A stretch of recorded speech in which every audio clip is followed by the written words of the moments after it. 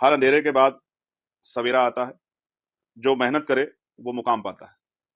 रुकने से कुछ नहीं बदलता। जो चलता है वही अपनी मंजिल तक पहुंचता है। जो चलता है वही सफल होता है।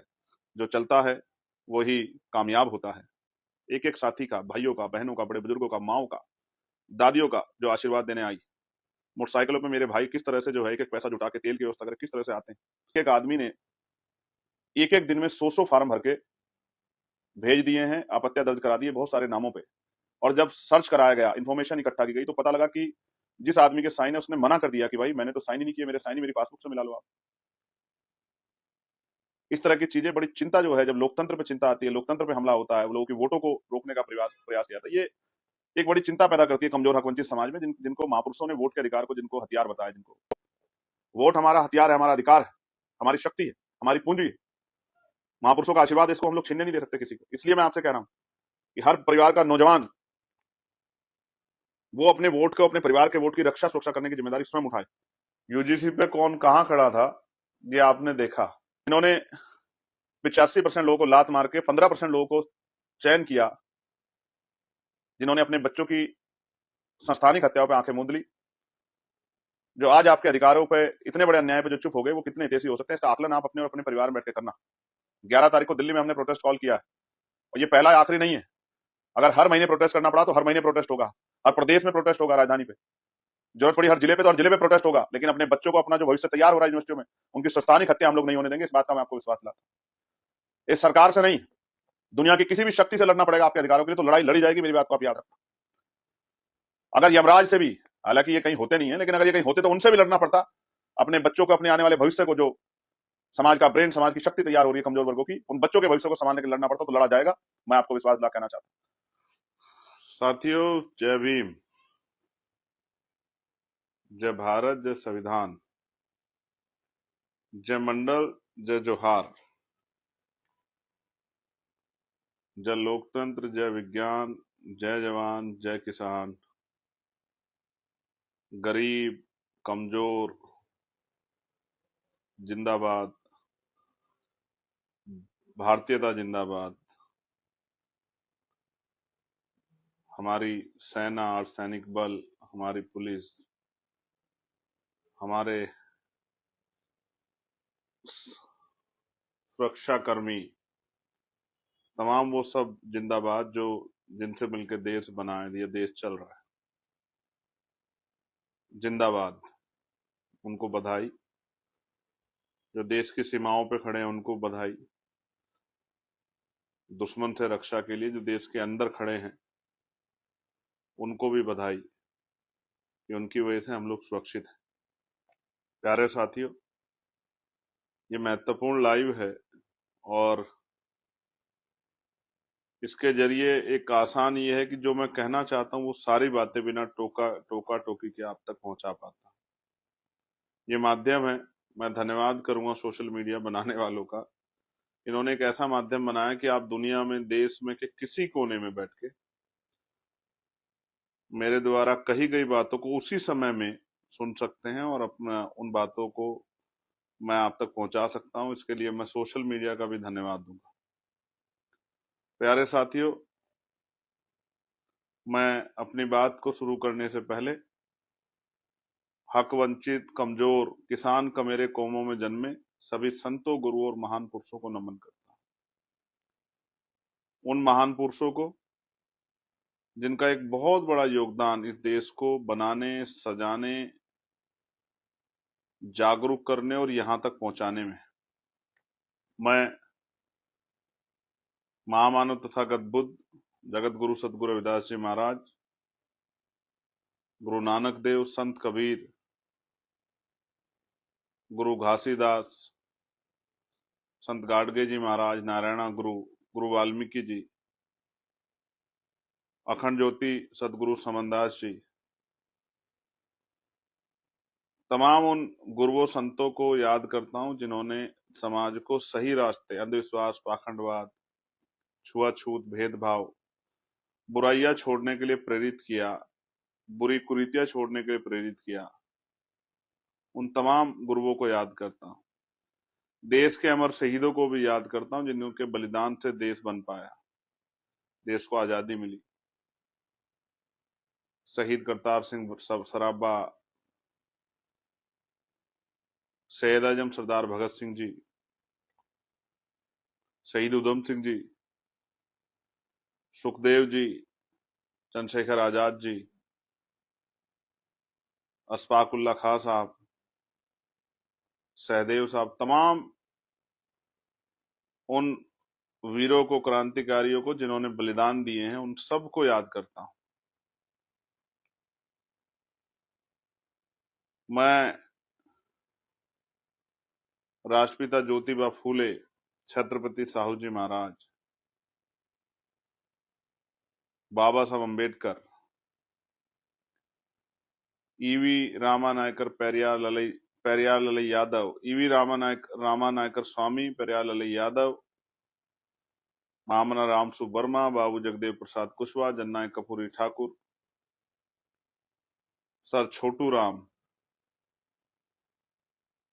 सर कुंभाराम जी, बाबू शिवदयाल चौरसिया जी, ब्रह्मानंद लोधी जी, मान्यवर दीना भाना वाल्मीकि जी, मान्यवर काशीराम साहब, मां अवंतिका बाई लोधी, मां झलकारी बाई, मां फातिमा शेख, मां सावित्रीबाई फूले, मां फूलन देवी, तमाम वीरों को, वीरांगनाओं को नमन करता हूं।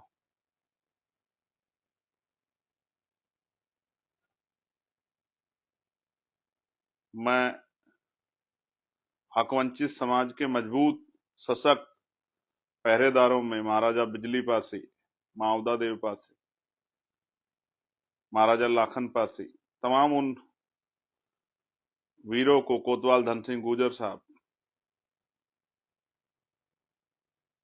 चौधरी चरण सिंह जी, तमाम उन मान विभूतियों को याद करता हूं जिनका देश में योगदान है। प्यारे साथियों, आज का ये महत्वपूर्ण लाइव शुरू करने से पहले 4 लाइनें मैं पढ़ूंगा। हालांकि मैं बहुत कविताएं लिखता नहीं हूं, पढ़ता तो हूं, लेकिन किसी की लिखी हुई मैं पढ़ रहा हूं, अच्छी लगी। हर अंधेरे के बाद सवेरा आता है, जो मेहनत करे वो मुकाम पाता है, रुकने से कुछ नहीं बदलता, जो चलता है वही अपनी मंजिल तक पहुंचता है, जो चलता है वही सफल होता है, जो चलता है वही कामयाब होता है। ये 4 लाइनें आपको मुझे मार्गदर्शित करने के लिए, हमारे मनोबल को बढ़ाने के लिए, हमें अंधेरों में रोशनी की किरण दिखाने के लिए बहुत है। इसलिए ये 4 लाइनें मैंने आपके सामने पढ़ी कि कहां से कहां तक का सफर, और अभी कितना सफर बाकी है नहीं जानते हम लोग, लेकिन सफर बाकी है। ये कितना बाकी है ये नहीं पता, लेकिन सफर बाकी है इस बात को तो जानते हैं। गांव से दिल्ली का सफर, हर एक साथी का संघर्ष, कितनी यातनाएं, कितनी परेशानियां, कितने जुल्म की इंतहा तक, जुल्म की इंतहा तक कि टूट जाए, कमजोर पड़ जाए, झुक जाए, रुक जाए, बिक जाए। जितने प्रयास किए जा सकते थे वो सब विफल। और मैं इस कड़ी में धन्यवाद दूंगा उन साथियों का जो चले थे इस आंदोलन में साथ, और जो आज भी चल रहे हैं, जो मेहनत कर रहे हैं कि एक साथी का, चाहे वो कल हमसे जुड़ा हुआ, मैं उन सब साथियों का धन्यवाद करता हूं कि वो हम पे भरोसा करते हैं, हमारे साथ मिलके इस आंदोलन को आगे बढ़ाना चाहते हैं, खुद भी आगे बढ़ना चाहते हैं, और समाज के लिए, देश के लिए, प्रदेश के लिए कुछ करना चाहते हैं। प्यारे साथियों, 4 तारीख को कन्नौज में एक कार्यक्रम था जिसको रैली के रूप में आप देखते हैं। और मैं दिल से धन्यवाद करना चाहता हूं उस पूरे कार्यक्रम के आयोजक टीम का, एक एक साथी का, भाइयों का, बहनों का, बड़े बुजुर्गों का, माओ का, दादियों का, जो आशीर्वाद देने आई। मोटरसाइकिलों पे मेरे भाई किस तरह से जो है एक एक पैसा जुटा के तेल की व्यवस्था करे, किस तरह से आते हैं। आज कुछ लोग आए थे शिकायत करने कि आगरा की रैली में हमारे यहाँ बसें नहीं पहुंच पाई। बड़े बुजुर्ग नाराज हुए, गुस्सा किया हम पे कि आपके आपकी बसें क्यों नहीं आई, हम जाना चाहते थे। मैं खेद प्रकट करता हूँ, क्षमा चाहता हूँ, माफ कीजिएगा कि आपके यहाँ बसों की कमी के कारण आपके यहाँ आप लोग जो आना चाहते थे वो उस तरह की व्यवस्था नहीं हो पाई, क्योंकि आप जानते हैं एक एक पैसा कार्यकर्ता जुटा के कोशिश तो करता है। मैं क्षमा प्रार्थी हूं कि अव्यवस्था का सामना आपको करना पड़ा। कमजोरों का आंदोलन है, कमजोरों को मजबूत बनाने के लिए आंदोलन है। शिक्षा, चिकित्सा, रोजगार, स्वाभिमान, सम्मान, कानून व्यवस्था, आपके जीवन को सगुम बनाने का जो है, सुगम बनाने का आंदोलन है। महापुरुषों के अधूरे कारवा को पूरा करने का आंदोलन है, महापुरुषों के अधूरे सपने को पूरा करने का आंदोलन है। कुछ कठिनाइयां तो आएंगी। जिस आजादी की इच्छा आप मन में रखते हैं वो इतनी आसानी से नहीं मिलेगी, उसके लिए कुछ तो कष्ट उठाने पड़ेंगे, बलिदान देने पड़ेंगे, कुछ संघर्ष तो करना पड़ेगा। तो प्यारे साथियों, कन्नौज में 2 दिन पहले स्थान बदला गया। शासन प्रशासन और वहां के लोकल सरकारी नेताओं ने एडी चोटी का जोर लगाया कि कार्यक्रम विफल हो जाए। मैं दिल से धन्यवाद करता हूं कि आपने मुंह तोड़ जवाब दिया, अपनी मेहनत से, अपने संघर्ष से, अपनी ताकत बढ़ा के और काम आगे बढ़ा के जिस तरह से कार्यक्रम को सफल बनाया। मैं दिल से आपका आभारी, एक एक पार्टी कार्यकर्ता आपका आभारी, और आप पार्टी के जो हमारे आपके जो हमारी पार्टी के नेता कार्यकर्ता, आपकी मेहनत को भी मैं सलूट करता हूँ। भीम आर्मी, आजाद समाज पार्टी और जो हमारे सहयोगी संगठन है आंदोलन के अनुसांगठिक, उनका भी मैं धन्यवाद करता हूँ। मिशन 78 के साथियों का, लीगल सेल के साथियों, किसान भाईचारे के साथियों का, जो भाईचारा का समिति है उनके साथियों का, सबका मैं धन्यवाद करता हूँ। सम्मानित साथियों, कन्नौज की बधाई, लेकिन ऐसा नहीं कि सिर्फ बधाई से काम चल जाएगा। कन्नौज की बधाई है और खलीलाबाद के लिए चैलेंज है आपके सामने कि आगरा के प्यार को बढ़ा दिया 10 दिन बाद कन्नौज ने, और कन्नौज के प्यार को टक्कर देने का नंबर है खलीलाबाद, बस्ती, संत कबीर नगर, गोरखपुर, आजमगढ़ के साथियों का। और मैं कैसे आपके इस प्यार का धन्यवाद करूं कि मैं तो सिर्फ अपील करता हूं और आप लोग जो है काम छोड़ के निकल पड़ते हो। इस प्यार का शब्दों में मेरे पास जो है मैं उसको बयान नहीं कर सकता।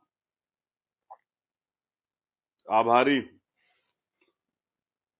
समझने लगा हूं कि आप आंदोलन की आवश्यकता को समझने लगे। आप समझने लगे कि जब हम सड़क पर जाएंगे, कार्यक्रम में जाएंगे, तो हमारी संख्या ही हमारी शक्ति है। आप इस बात को समझने लगे और मुझे उम्मीद है कि खलीलाबाद कन्नौज के का मुकाबला करेगा, पीछे नहीं रहेगा, हेल्दी कंपटीशन करेगा कन्नौज से। आज जो मेरी बात सुन रहे हैं, जहां तक मेरी बात पहुंचेगी उस क्षेत्र में, मैं उन सब से अपील करूंगा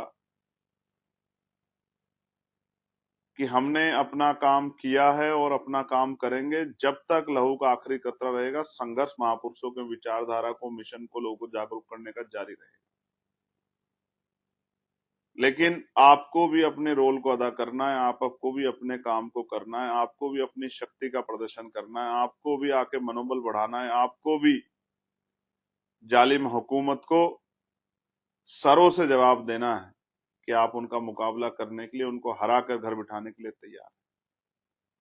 मैं अपील करता हूं कि खलीलाबाद में 8 तारीख को रविवार के दिन जो कार्यक्रम है वो कन्नौज से मुकाबला कर पाओगे नहीं कर पाओगे देख लेना आप लोग अपने आप। और मेरा विश्वास है कि जब मुकाबले की बात आती है तो फिर तो आप चैलेंज स्वीकार कर ही लेते हो, लेकिन ये हेल्दी चैलेंज।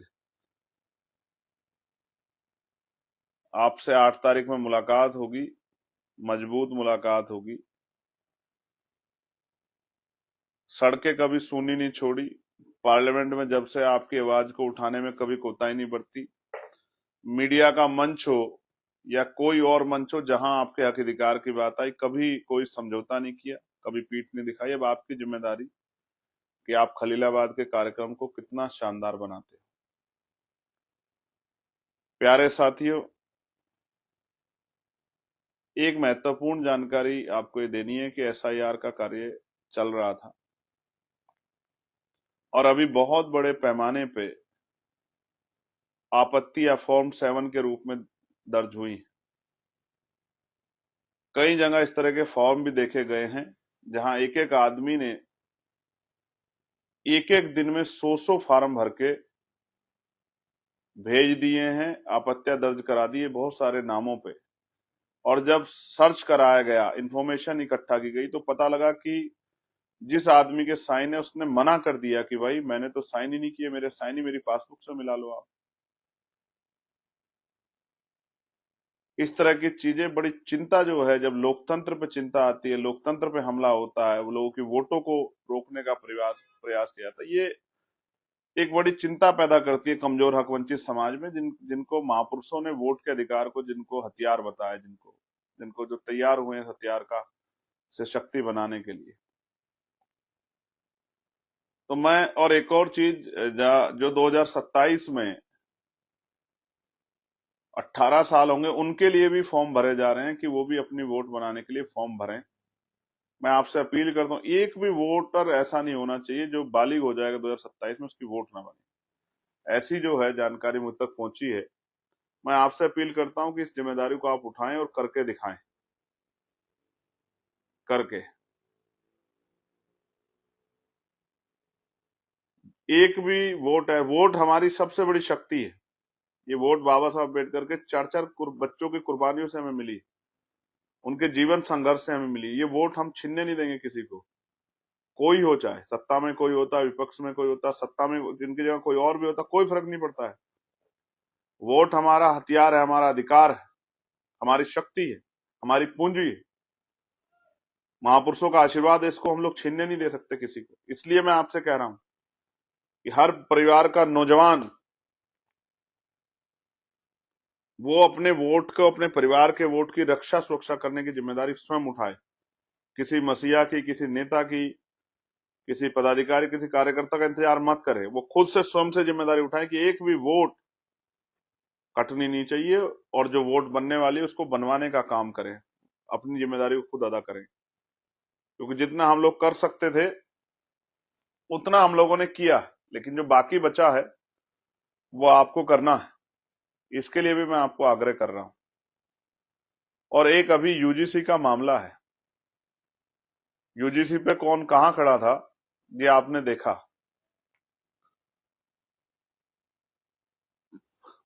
15% का पकड़ के हाथ और 85% को मारी लात।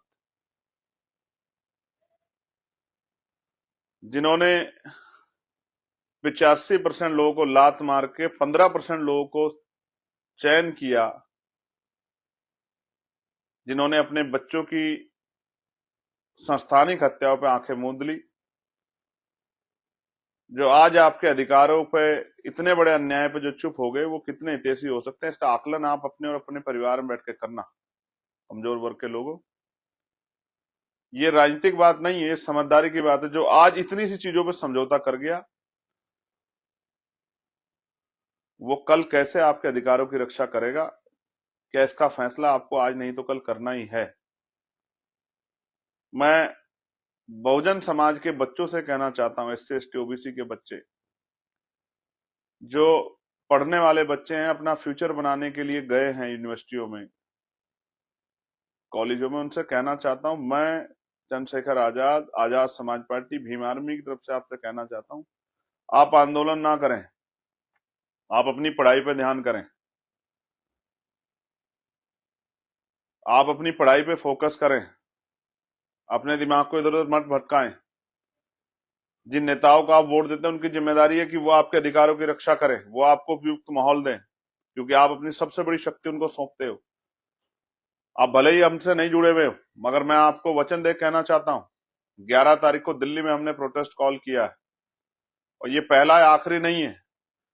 अगर हर महीने प्रोटेस्ट करना पड़ा तो हर महीने प्रोटेस्ट होगा, हर प्रदेश में प्रोटेस्ट होगा, राजधानी पे जरूरत पड़ी हर जिले पे तो हर जिले पे प्रोटेस्ट होगा, लेकिन अपने बच्चों को, अपना जो भविष्य तैयार हो रहा है यूनिवर्सिटियों में, उनकी संस्थानिक हत्या हम लोग नहीं होने देंगे, इस बात का मैं आपको विश्वास दिलाता हूं। इस सरकार से नहीं, दुनिया की किसी भी शक्ति से लड़ना पड़ेगा आपके अधिकारों के लिए, तो लड़ाई लड़ी जाएगी, मेरी बात को आप याद रखना। अगर यमराज से भी, हालांकि ये कहीं होते नहीं है, लेकिन अगर ये कहीं होते तो उनसे भी लड़ना पड़ता, अपने बच्चों को, अपने आने वाले भविष्य को, जो समाज का ब्रेन, समाज की शक्ति तैयार हो रही है कमजोर वर्गों की, उन बच्चों के भविष्य को संभालने के लिए लड़ना पड़ता तो लड़ा जाएगा। मैं आपको विश्वास दिला कहना चाहता हूं, आप पढ़ाई करें, आप अपना ख्याल रखें, अपना 100% अपनी पढ़ाई को दें। आपके अधिकारों की रक्षा करने की जिम्मेदारी आपके इन भाइयों ने उठाई। किसी प्रोटेस्ट में आपको परेशान होने की जरूरत नहीं पड़ेगी, जब तक हम लोग हैं, सड़कें सुनी नहीं रहेंगी, मैं आपको विश्वास दिलाता हूं। ये मेरा आपसे कमिटमेंट है, अपनी पार्टी और अपने संगठन के माध्यम से। हमने ये रास्ता आपके अधिकारों की सुरक्षा के लिए, और आपको जो है स्वाभिमान सम्मान का जीवन और अधिकारों के साथ दिलाने के लिए रास्ता चुना है। सत्ता की कुर्सियों पर बैठने के लिए नहीं चुना है। ये रास्ता कांटों भरा रास्ता, जिसमें अपमान है, जिसमें आरोप है, जिसमें षड्यंत्र है, साजिश है, नुकसान है, जेलें हैं, मुकदमे हैं, चोट है, आर्थिक नुकसान है। ये सब चुना गया इसलिए कि आने वाली पीढ़ियां, क्योंकि पिछले आंदोलन को आप देखो, महापुरुषों ने संघर्ष किया है, तो आज हम लोग तन पे कोट आया है। हम लोगों को ज्ञान हासिल करने के, यूनिवर्सिटियों में जाने का मौका मिला है, कॉलेजों में जाने का मौका मिला है, सम्मान से अपनी बात को रखने कहने का मौका मिला है, और जो अधिकार मिले हैं, उन अधिकारों को की वजह से अवसर मिले हम लोगों को कि आज हम जो है इज्जत की जिंदगी जी पा रहे हैं और आपके लिए संघर्ष कर पा रहे हैं। अगर हम नहीं लड़ेंगे तो आने वाली पीढ़ियों का क्या होगा, हम इस बात को समझते हैं।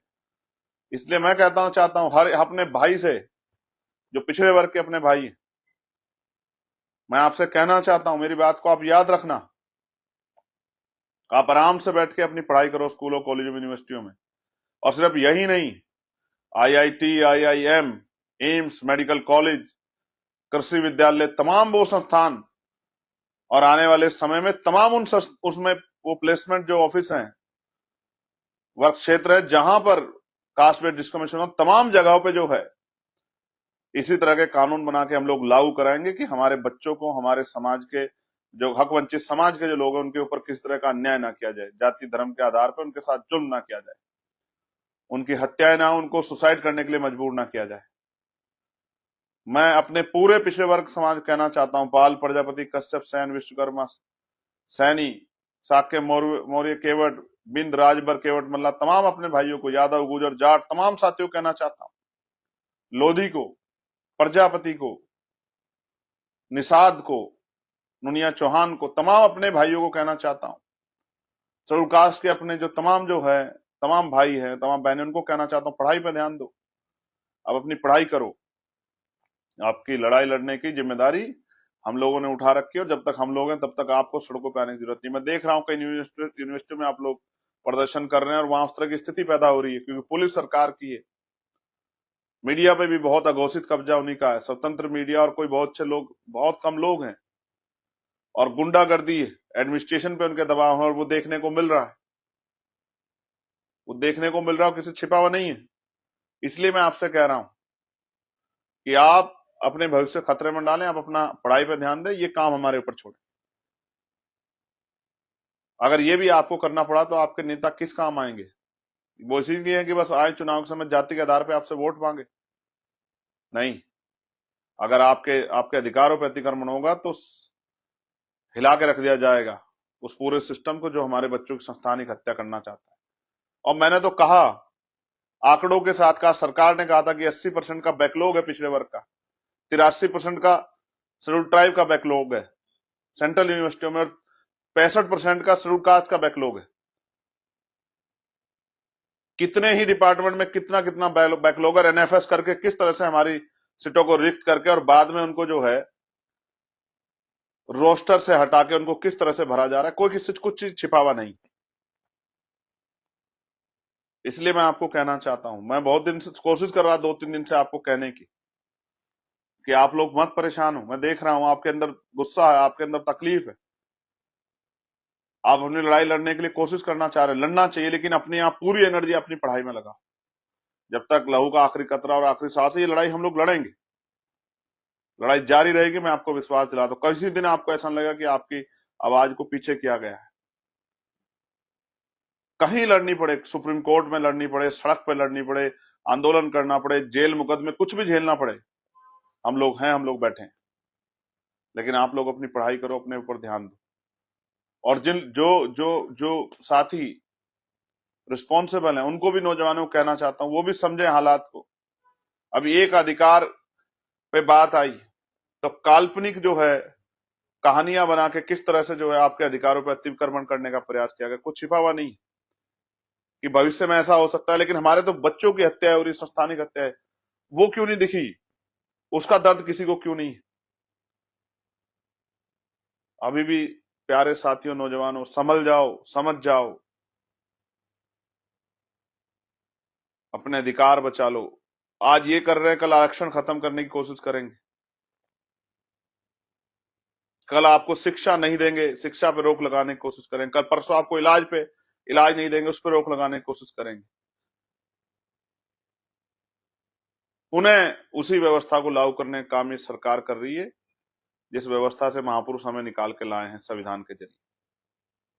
मैं नौजवानों से कहूंगा, खूब पढ़ें, खूब ज्ञान हासिल करें, शिक्षा में किसी पीछे ना रहें, नेतृत्व करें समाज का, और पहचाने दोस्त दुश्मन में निगरानी के आधार पे, तथ्यों के आधार पे, विषयों के आधार पे, क्रिया प्रतिक्रिया के आधार पे फैसले लें, पहचानने की कोशिश करें कि कौन क्या कर रहा है। इस अकेली चिड़िया पूरे जंगल को जगा के जाएगी, मेरी बात को आप याद रखना। मजबूर कर दिया जाएगा उन लोगों को जो आज किसी ना किसी आप वजह से आपसे हाथ खींच के बैठ गए, उनको मजबूर कर दिया जाएगा वापस इस आंदोलन के लिए में अपनी आवाज उठाने के लिए। आप देख लेना मेरी बात को। मैं अपने भाइयों से, जो छोटे भाई पढ़ रहे हैं, अपनी बहनों से कहना चाहता हूं, दिखाऊंगा, इतना मजबूत आंदोलन करेंगे कि ये सब लोग जो आज चुप हैं, कल आपकी बात करेंगे, मेरी बात को याद रखना, क्योंकि इन सबको डर है, आपसे लालच है। इसलिए मैं आपका बहुत धन्यवाद करता हूं, मगर अपना ख्याल रखिए। आप हम इस समाज के लिए, हकवंचित समाज के लिए बहुत कीमती हैं। आपके माँ बापों ने अपना पेट काट काट के आपको पढ़ने के लिए भेजा है, आपको आगे बढ़ के उनको संभालना है, उनकी गरीबी, बेबसी, लाचारी, परेशानी को खत्म करना है, उनकी ताकत बनना है। धन्यवाद। जय भीम, जय भारत, जय संविधान, जय मंडल, जय जोहार, जय जवान, जय किसान, लोकतंत्र जिंदाबाद, विज्ञान जिंदाबाद। आपका भाई चंद्रशेखर आजाद।